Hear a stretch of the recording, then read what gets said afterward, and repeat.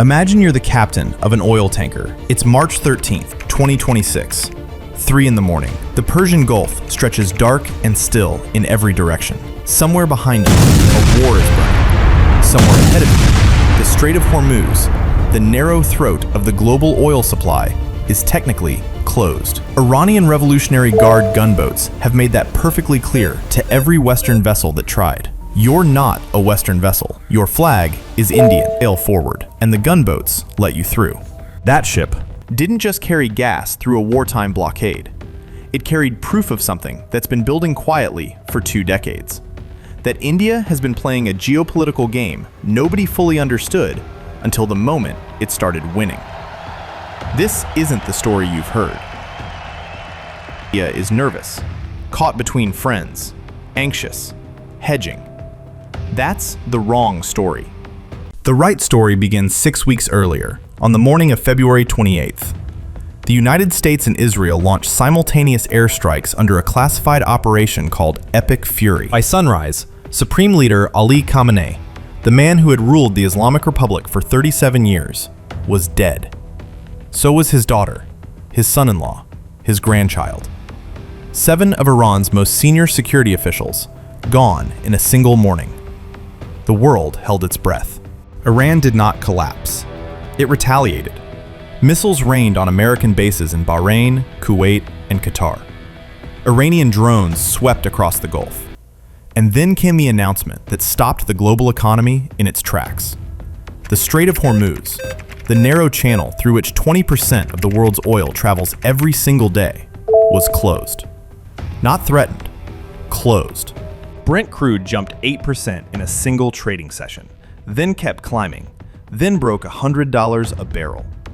The International Energy Agency released the largest emergency strategic reserve in its history, 400 million barrels. It barely moved the price.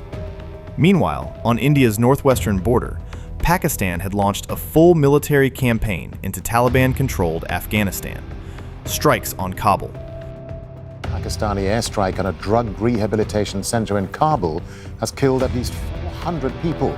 A two-front crisis threatening to swallow the entire subcontinent. And then, right off India's own coastline, a U.S. submarine torpedoed an Iranian warship in the Indian Ocean, just off Sri Lanka.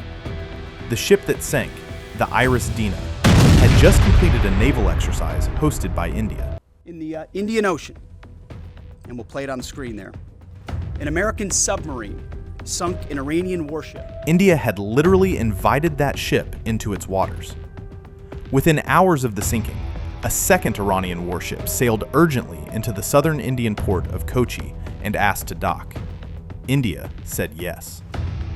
External Affairs Minister S. Jaishankar stood before Parliament and said it plainly. It was the right thing to do. The crew is currently in Indian naval facilities. We believe that this was the right thing to do.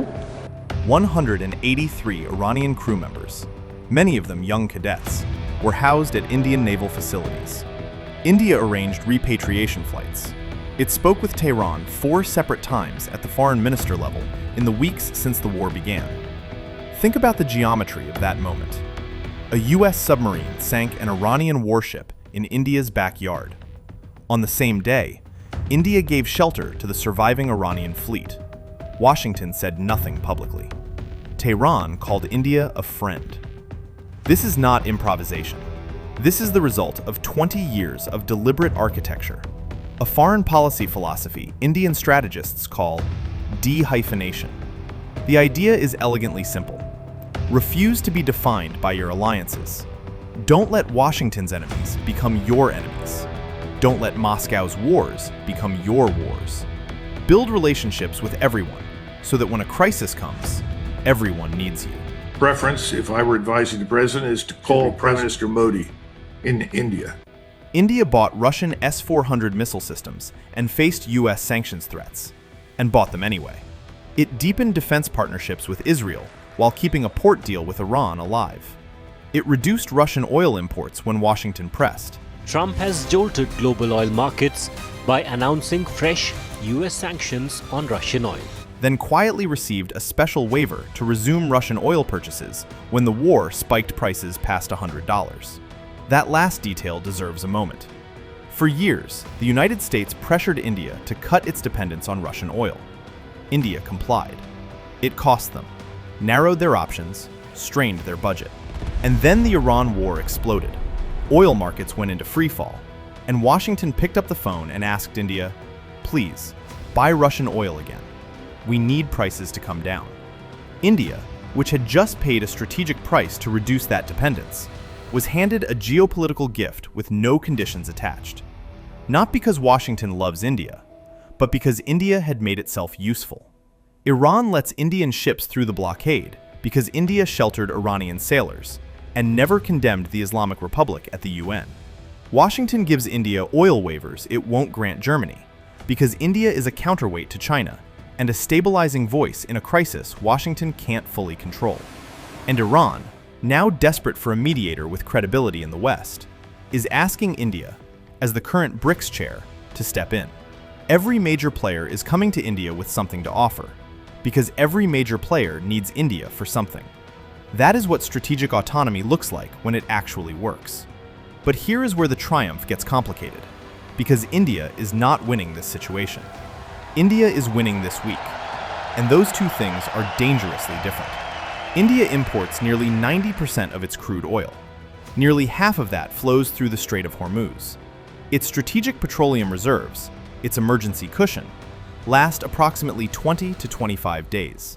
3 weeks. The Shivalik made it through. A second vessel followed, but over 20 Indian-flagged ships remain stranded. Cooking gas shortages have already been reported across Indian states. LPG prices are climbing. At $150 per barrel, a price Iran itself has threatened. And then there's Chabahar. India spent years building a strategic port in southeastern Iran, its gateway to Central Asia, its answer to China's Belt and Road, its way to access Afghanistan and the Silk Road without touching Pakistan. The US had already begun tightening sanctions on Chabahar before this war. Now, with the conflict ongoing, that project's future hangs by a thread. If India loses Chabahar, China is waiting to absorb it. Strategic analyst C. Raja Mohan said it simply. Chabahar was not merely a port. It was India's bridge to Eurasia. Iran's new supreme leader issued his first public statement on March 12th. No video, no audio. A television anchor read his words while his photograph sat on screen.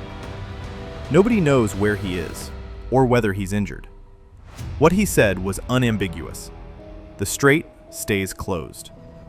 US bases will continue to be attacked. Iran will avenge its dead. Oil prices rose within minutes. This war is not ending this week. And India, the country Iran is letting through its blockade, that Washington is giving waivers to, that Tehran is calling to mediate, with an Iranian warship sheltered in its own port. India is running out of time to use the leverage it spent 20 years building. Strategic autonomy is not a status you achieve. It is a performance you execute, perfectly, in real time, under pressure, while two nuclear-armed blocs are actively at war around you. The moment India chooses a side, the corridor closes. The waivers disappear. The mediator's chair gets pulled away. India isn't caught in this war, but it is trapped by it. Trapped in the exhausting, extraordinary high-wire act of being useful to everyone and committed to no one. Two gas carriers crossing the Strait of Hormuz while the world watches from outside. That image is India's entire foreign policy made visible. The question, the only question that matters now, is whether the war ends before the reserves run out. 25 days. Counting.